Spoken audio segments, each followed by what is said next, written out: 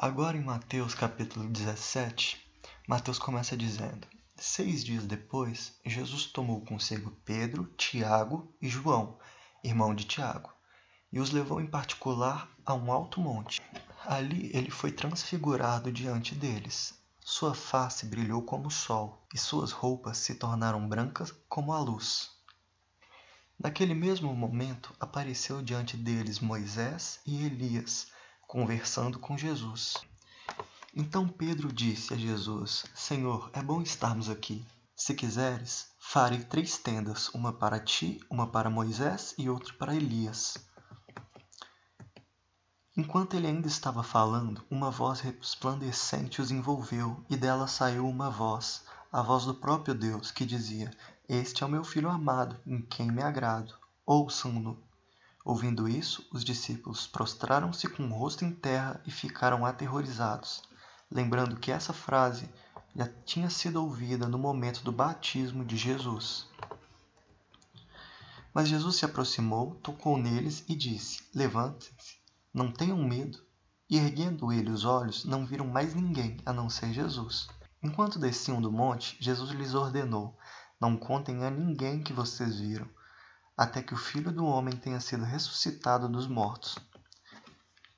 Os discípulos perguntaram: Então por que os mestres da lei dizem que é necessário que Elias venha primeiro?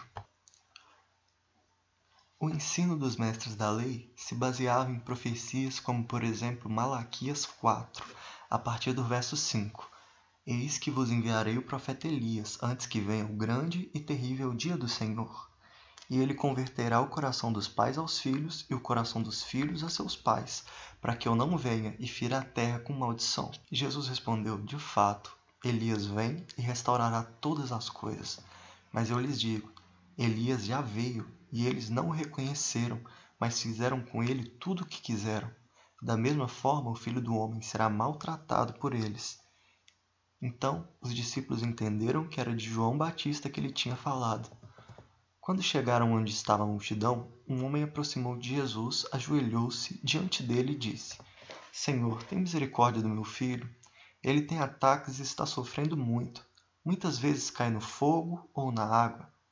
Eu o trouxe aos teus discípulos, mas eles não puderam curá-lo. Respondeu Jesus: Ó geração incrédula e perversa, até quando estarei com vocês?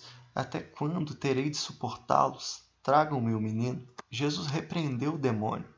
Este saiu do menino, e desde aquele momento ele ficou curado. Então os discípulos aproximaram-se de Jesus em particular e perguntaram: Por que não conseguimos expulsá-lo? Ele respondeu: Porque a fé que vocês têm é pequena. Eu lhes asseguro que se vocês tiverem fé do tamanho de um grão de mostarda, poderão dizer a esse monte: Vá daqui para lá, e ele irá. Nada lhes será impossível. Mas essa espécie só sai pela oração e pelo jejum. Reunindo-se eles na Galiléia, Jesus lhes disse: O Filho do Homem será entregue nas mãos dos homens. Eles o matarão, e no terceiro dia ele ressuscitará. E os discípulos ficaram cheios de tristeza. Ou seja, muito antes da morte de Jesus e por várias vezes, ele anunciava sua morte e sua ressurreição. Quando Jesus e seus discípulos chegaram a Cafarnaum, os coletores de impostos de 2 dracmas vieram a Pedro e perguntaram: O mestre de vocês não paga o imposto do templo? Pedro respondeu: Sim, paga. Quando Pedro entrou na casa, Jesus foi o primeiro a falar. Ou seja, antes de Pedro contar a Jesus a pergunta dos coletores de impostos, Jesus já sabia e antecipou, dizendo: O que você acha, Simão? De quem os reis da terra cobram tributos e impostos? De seus próprios filhos ou dos outros? Pedro respondeu: Dos outros. Disse-lhe Jesus: Então os filhos estão isentos. Mas para não escandalizá-los, vá ao mar, jogue o anzol, tire o primeiro peixe que você pegar, abre-lhe a boca e você encontrará uma moeda de 4 dracmas. Pegue-a, entregue a eles para pagar o meu imposto e o seu. E assim termina Mateus capítulo 17.